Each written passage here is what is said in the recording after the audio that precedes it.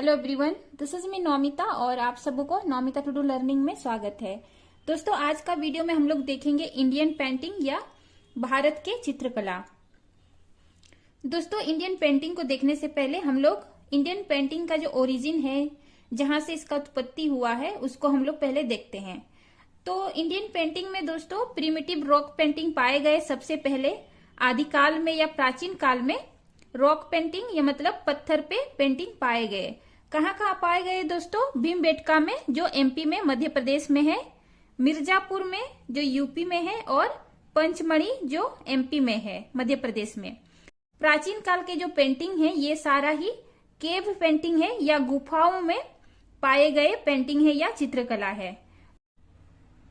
दोस्तों, ये जो प्राचीन काल का रॉक पेंटिंग है, इसके बाद आता है पेंटेड पोट्री, मतलब मटका में जो पेंटेड किया हुआ पोट्री होते हैं, मटका होते हैं, वो पाए गए थे इंडस वैली सिविलाइजेशन में। इंडस वैली सिविलाइजेशन जो सबको जानती ही है, हड़प्पा सभ्यता या इंडस वैली सिविलाइजेशन। इसके बाद आता है दोस्तों रियल बिगिनिंग ऑफ पेंटिंग, मतलब पेंटिंग का जो असली में शुरुआत होता है दोस्तों गुप्ता एज में। गुप्ता एज में होता है, तो इसी समय से पेंटिंग जो है रिलीजियस पेंटिंग, धार्मिक से कनेक्टेड पेंटिंग शुरू होता है, और टेक्सटाइल पे पेंटिंग होता है, मतलब कपड़ों पे पेंटिंग शुरू हो जाता है। ये कपड़ों पे पेंटिंग का जो अच्छा एग्जाम्पल होता है दोस्तों लेपिया चित्रा। लेपिया चित्रा एक कपड़ों में पेंटिंग का एक अच्छा उदाहरण है। आइए अभी हम लोग इंडियन पेंटिंग को क्लासिफाई करते हैं। बेसिकली इंडियन पेंटिंग जो है दोस्तों दो भागों में बांटा गया है, एक तो मुराल पेंटिंग और दूसरा मिनिएचर पेंटिंग। मुराल पेंटिंग जो होता है दोस्तों, ये वॉल पे पेंटिंग किया जाता है, दीवार पे पेंटिंग किया जाता है। और ये जो मिनिएचर पेंटिंग होता है, ये बहुत छोटे आकार में पेंटिंग होता है। 25 स्क्वायर इंच इसका साइज होता है, और जो एक्चुअल साइज होता है दोस्तों, इसके 1/6 भाग में ही इसका पेंटिंग होता है। जो कि मिनिएचर पेंटिंग जो है कभी कभी पाम लीफ या खजूर के पत्ते में भी पेंट किए जाते हैं। दोस्तों, ये जो मुराल पेंटिंग है, इसको हम लोग अभी देखते हैं। मुराल पेंटिंग का जो एग्जाम्पल है दोस्तों, अजंता केव में मुराल पेंटिंग पाए जाते हैं, अमामलाई केव में, रावण छाया रॉक शेल्टर केव में, बाघ केव में, सीता नवसाल केव में, और कैलाश टेम्पल में। दोस्तों, ये जो मुराल पेंटिंग है, इसको हम लोग अभी डिटेल में देखेंगे। ये जो मिनिएचर पेंटिंग है दोस्तों, इसको हम लोग इस वीडियो में नहीं देखेंगे, हम लोग बाद का वीडियो में देखेंगे। क्योंकि ये मिनिएचर पेंटिंग जो है हमारे इंडिया में जो फॉरेन से बाहर से जो हमारे कंट्री में आए, उनके द्वारा जो हमारा इंडिया का जो पेंटिंग को इन्फ्लुएंस किया गया, उसके बारे में मिनिएचर पेंटिंग बात करता है। अभी हम लोग जितने भी पेंटिंग देखेंगे दोस्तों, वो सारा मुराल पेंटिंग से रिलेटेड होंगे। तो सबसे पहले है अजंता केव पेंटिंग।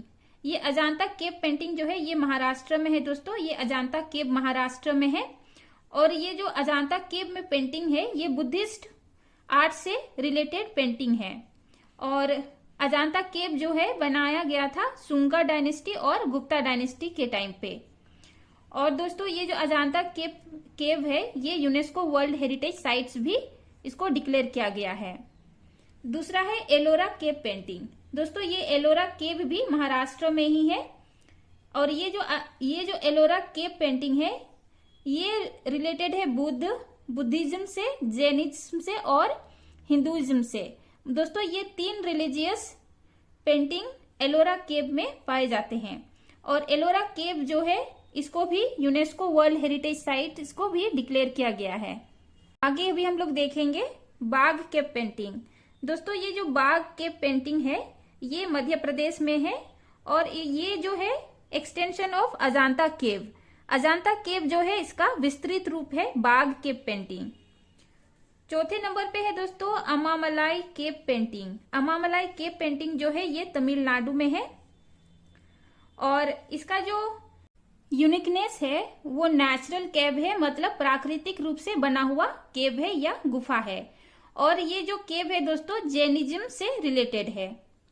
अगला है सीतानवसल केव पेंटिंग, इसको अराइवल कोयल पेंटिंग से भी जानते हैं, जो कि तमिलनाडु में है। और ये जो सीतानवसल केव जो है दोस्तों, ये रॉक कट टेम्पल है जो कि जैनिज्म रिलीजन से रिलेटेड है। जैनिज्म रिलीजन जो था इस केव में प्रीचिंग हुआ करता था, मतलब उपदेश दिया करते थे। दोस्तों ये जो सीतानावसल केव जो है ये अजांता और बाघ केव की तरह दिखता है, उसके तरह ये रिजेंबल करता है। और इस केव पेंटिंग का जो थीम है दोस्तों, ये थीम है पॉन्ड विथ लोटस, मतलब तालाब में कमल के फूल जो खिले हुए हैं उसका ये थीम था।